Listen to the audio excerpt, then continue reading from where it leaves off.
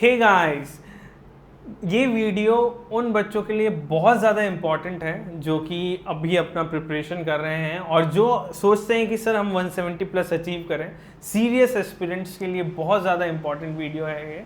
और ये question market में ट्रेंड करने लग जाता है जैसे जैसे नीट एग्ज़ाम पास आने लगता है कि क्या सर मैं एनसीईआरटी कर लूँ तो सब हो जाएगा, क्या एनसीईआरटी सर सफिशेंट है।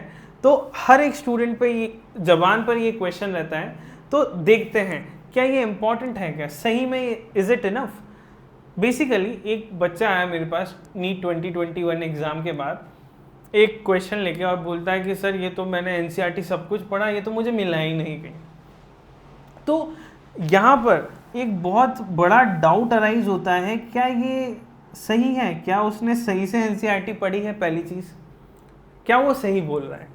तो ये सारे फैक्ट्स के साथ मैं आपको एक बहुत क्लियर विजन देने वाला हूँ इस वीडियो में, जो कि आपको बहुत इंपॉर्टेंट है और आपको हेल्प करेगा कि आपको प्रिपेयर कैसे करना है नीट एग्ज़ाम के लिए। तो बच्चों, अगर इस क्वेश्चन की मैं बात करूँ, ये क्वेश्चन आया हुआ है नीट 2021 एग्ज़ाम में, ठीक है, लेटेस्ट। ऐसे बहुत सारे क्वेश्चन है, मैं एक टू द पॉइंट बात करना चाहता हूँ, बहुत सारा डाटा मैं पेश करना चाहता हूँ, बट हमें एक कंक्लूजन से मतलब है, तो वो आपको फैक्ट दिखा के मैं बताना चाहता हूँ। तो ये नीट 2021 में ये आया हुआ क्वेश्चन है। अब वो क्वेश्चन ये बच्चा लेके आया मेरे पास कि सर ये तो मुझे है ही नहीं, ठीक है। तो the answer is given in the NCERT itself. ये रही एनसीईआरटी। अगर क्लास 11th की एनसीईआरटी खोलोगे आप और पेज 141 पे जाओगे, स्टेट्स ऑफ मैटर पे, ठीक है, वहाँ पे ग्राफिकली बॉयज़ लॉ के साथ ये समझाया हुआ है और सेम ग्राफ यहाँ पे पूछा हुआ है कि पीवी कर्व कैसे होगा।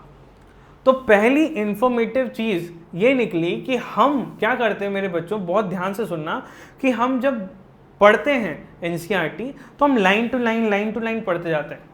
ऐसी हैबिट हो जाती है। हम जब केमिस्ट्री की अगर मैं स्पेसिफिक बात करूँ एनसीईआरटी में, तो हम भूल जाते हैं कि फिगर ग्राफ क्या गिवन है, ठीक है, कुछ इंपॉर्टेंट पॉइंट क्या गिवन है, ग्राफ डायग्राम्स क्या क्या गिवन है वहाँ पर, वो हम देखने में मतलब एक देख तो लेते हैं पर इतना सीरियसली नहीं देख पाते जितना इम्पॉर्टेंटली देखना चाहिए।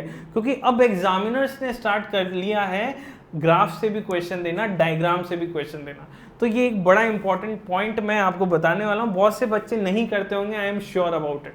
आप कमेंट में भी लिख सकते हैं जो ऐसा जल्दी में बस पढ़ लेते हैं, हम ग्राफ नहीं देखते ढंग से और डायग्राम नहीं देख पाते ढंग से, ठीक है। तो पहली इंपॉर्टेंट चीज़ तो ये कि एनसीईआरटी को हमें कैसे पढ़ना है। दूसरा क्वेश्चन ये भी नीट 2021 में आया हुआ है मेरे प्यारे बच्चों, और इसमें ये जो क्वेश्चन है इसके बारे में ज़्यादा डीपली इंफॉर्मेशन नहीं गिवन है, कहीं पे भी आप एनसीईआरटी उठा के देख लो, ठीक है।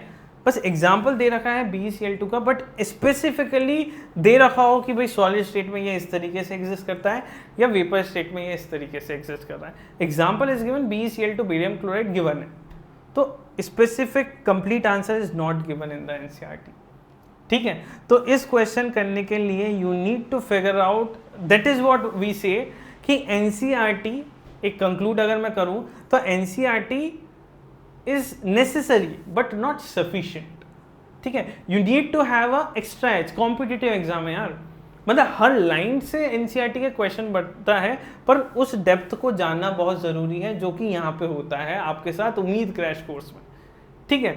तो आपको इन चीज़ों का पता लग गया, एनसीईआरटी पढ़नी तो है और किस तरीके से पढ़नी है ये भी पता लगा। और कुछ क्वेश्चन ऐसे भी आते हैं जिनका एनसीईआरटी में भी इतना ब्रीफली डिस्क्राइब नहीं है। सो आई होप यू अंडरस्टैंड कि हमें कैसे पढ़ना है। तो वही उम्मीद क्रैश कोर्स जो हम प्लस पे लॉन्च करने वाले हैं फ्रॉम 4 अप्रैल, एंड जो हम YouTube पे हम स्टार्ट करने वाले हैं, उसमें आपको यही चीज़ें इम्पॉर्टेंटली आपको हर एक चीज़ बताई जाएगी, कहाँ से मोस्टली एग्जामिनर्स क्वेश्चन पूछते हैं फ्रॉम लास्ट 10 to 15 ईयर्स, कहाँ से क्वेश्चन आते हैं और कौन से टॉपिक बड़े इंपॉर्टेंट हैं जो आपकी नीट 2022 में नैया पार कराते। Okay, I hope you like this video. Please mention your sweet comments in the comment box. Thank you all. Do like, share and subscribe. Thank you.